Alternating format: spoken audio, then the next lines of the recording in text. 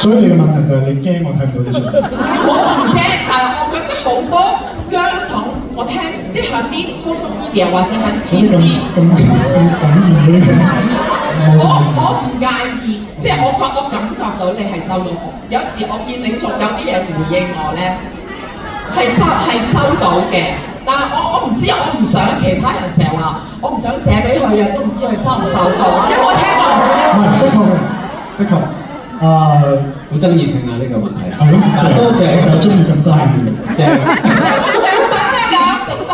OK， 你而家坐低休息下先，我解釋俾你聽。唔係，但係我覺得幾好。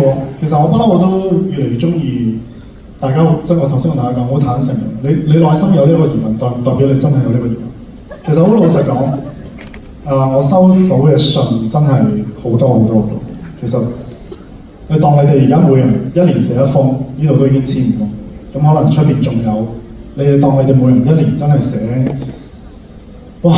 真係都幾萬封咁樣，係啦。咁我屋企真係有個位專門擺信嘅，係啦。但係我係一得閒就會睇咯，係啦。但係有時我都會特別，我有個助手咁，佢就會幫我睇下，封信有冇啲咩需要回啊，或者咩？咁有時回到嘅我都回，係。但係有時啲太重複嘅我又即係可能佢呢個見到我回啦，咁啊第二個又會想即係咁樣去用同樣嘅嘢去回。有好多嘢呢個世界上咧，你係睇唔到嘅，你得個信字嘅啫。